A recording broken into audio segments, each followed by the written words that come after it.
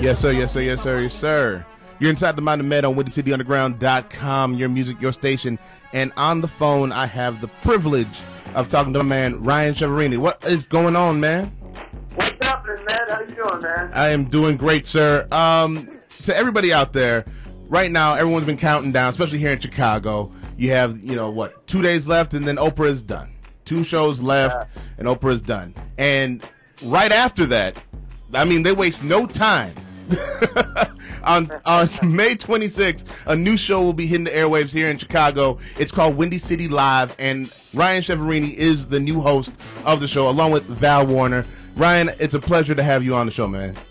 Yeah, thanks a lot. Yeah, we're really looking forward to it. Obviously, nobody's going to replace Oprah. She's probably the most successful person in the history of our business, but we're going to try to do something completely different. It's going to be more like a Regis and Kelly type morning show for Chicago. Okay. We're going to have a live studio audience. We're going to showcase some of Chicago's greatest people, and also some celebrities passing through, and bands and choirs and all kinds of different things. But we just really want to try to start a new tradition here. And, obviously it's huge shoes to fill, and we know we're not going to live up to Oprah, but we're hoping just as that show evolves over 25 years, our show is going to evolve and continue to grow and get better and better. But I will tell you this, that it is not going to be a small-time operation like a lot of people think. Right. This show, and you will see from the set on day one, I mean, this looks like $1 million set. It's not, we're not doing this on the cheap, so it's going to be a good show, I promise you that. What's the budget? There is no budget. Let's go. Yeah.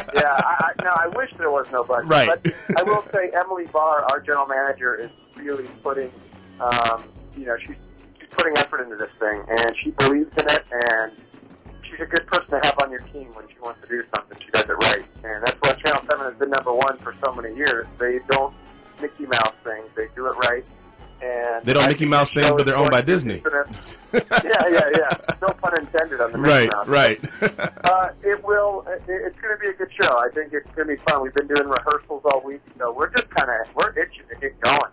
Now, Ryan, it's been said that the search for the host of Windy City Live was like an American Idol-like process. How was the process for you going through that whole selection series? It was crazy. It really did feel. It actually kind of felt like The Bachelor because we all got together. I mean, there was like 500 people that wanted the gig, and then they kept going down, looking at dates, and it went down and down and down. And then once we got into the top 40, they flew people in from around the country, and we all met at the Wit, the hotel, and had a cocktail party. Got to meet people because we were going to be auditioning together. They paired us male and female in the audition process. So. You're trying to get to know the people you're going to audition with, and then the next day, it was on, And so, it was kind of crazy. I mean, everybody asked me if I was nervous and things like that, but the thing is, I had a great gig. I was the weekend sports guy at Channel 7, right. So I kind of went into it with nothing to lose attitude, thinking, hey, if I get it, great. If I don't, I still have a job. So right. It's kind of interesting. Some of the actors, struggling actors that were there in the audition process, it was probably a little more intense, nerve-wracking for them, trying to get their next gig. Right. Now, it ended up being you and Valerie Warner. Now, how well did you know Valerie before this? I didn't know her at all. Really? I didn't know her at all. That's what was crazy. I mean, I knew of her from the business, but I did not know her. So they paired us together. We had really good auditions together, and then they called me back that night, actually, and said they wanted to audition us again. And so we auditioned again, and then another few weeks went by, and they paired us again one more time. So we had a few different auditions together, but before the process, we didn't know each other at all. And now it's funny, we've spent a lot of time together since February, since they made the announcement. We're together just about every day. So now I feel like I've known her for 10 years. Right. I was about to ask you, how's it been like building a rapport with her? Yeah, it's been great. It's been great. Our personalities are actually really similar, but we're different enough to where the show is going to have some different viewpoints, because we're going to come out, the first 15 minutes or so of the show, and we're just going to talk. We're going to just chat about what's going on in our city and what's going on, what are people talking about locally and nationally. Okay. And through the rehearsal process, we have very different viewpoints on certain things, so it's good. It kind of raises some conversation rather than just having, oh, I agree. Oh, yes, I agree. Right. So it'll be good. Now, Ryan, when it goes into this, you're building a show from the ground up. This is literally, you're starting from nothing and you're working your way to building this great show. And like you said, a great looking set. I've seen pictures of the set. I've seen a little video, behind the scene videos by Ro Khan of the set. It looks amazing. What's it been like building this show from the ground up? Well, it's special. It's special because I took some photos, when that studio was empty, and they didn't just put us in a normal set. They really did this thing right. And watching it get built every day, kind of the set got a little bit more, worked on, a little more polished every day. I actually was fortunate enough to pitch the name for the show, Windy City Live, and the focus group seemed to like it. So it's kind of special for me too, to just be thinking in your living room, what should this show be called? And now it's actually coming true, and now I'm starting to see the promos for the show. And they look great, by the way. Now, quickly, man, criticism's going to come your way. You already know that. In the public eye, you're going to be replacing Oprah, and then you're going to be compared to Regis and Kelly. How do you deal with criticism, and what expectations are you putting on yourself? You can't read it. You just can't read it. If you read that stuff, it'll kind of sit into your subconscious, and you just gotta let it go. I mean, I've been doing television for 11 years, despite how young I look. And as much praise as you get, you can't read that stuff too much either. Right. There's been some really nice articles written about me over the years, and about the show coming up. But the negative stuff you just can't. You got to kind of put blinders on.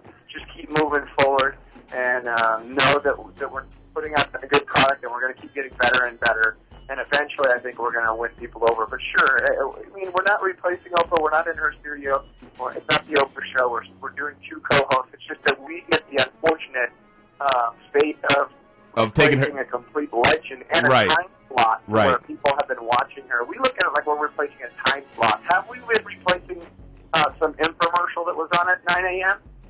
Nobody would care. Everybody would welcome us with open arms, but there are going to be, there's going to be some pushback because of Oprah. It's not like we're pushing her off the air. She's choosing to retire. Right.